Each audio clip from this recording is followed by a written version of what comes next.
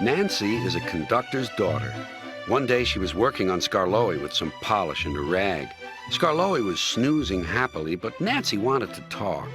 "Wake up, lazy bones. Your brass is filthy. Aren't you ashamed?" "No," yawned Skarloey. "You're just an old fusspot." And Skarloey closed his eyes. He was thinking about his friend Rheneas and all the good times they had shared before Rheneas went away to be mended.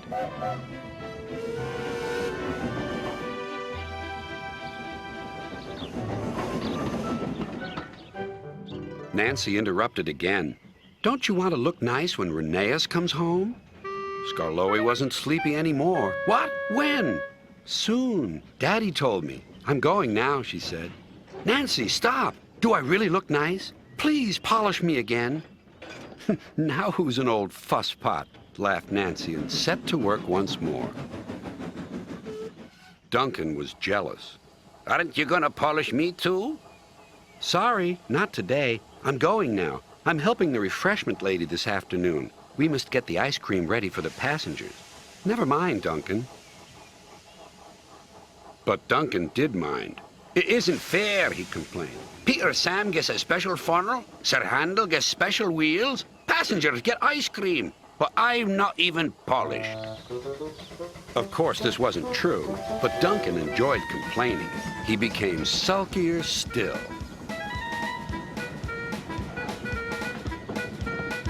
That afternoon, there was bad news from up the line. "One of Skarloey's coaches has come off the rails," called Duncan's driver.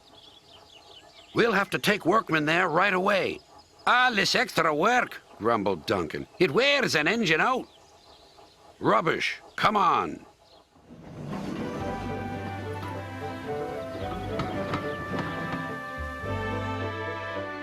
The derailed coach was in the middle of Skarloey's train, so he had gone on to the top station with his front coaches.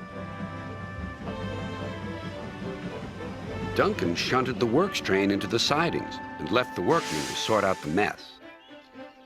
Then he brought the passengers in the rear coaches home. He sulked all the way. "I get no rest, I get no rest," he muttered. Duncan made the journey very difficult. He was short of steam, so his driver waited a while in the hope of raising more. But Duncan wouldn't try. "We'll keep our passengers waiting," said his driver. Duncan was cross. "You always think about the passengers and never about me."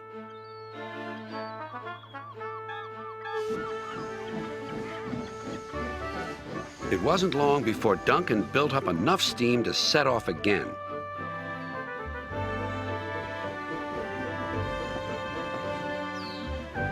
But he was still very grumpy and cross.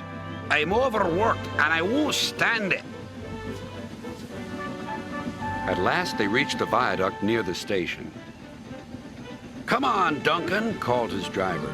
"One more effort and you'll have a rest and a drink at the station." Then Duncan was very rude. "Keep your old station. I'm staying here." And he did, too. Skarloey had to haul Duncan and his train all the way to the platform.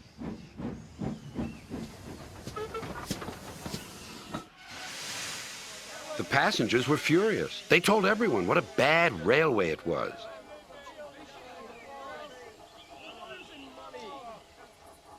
That night, Sir Topham Hatt spoke to Duncan.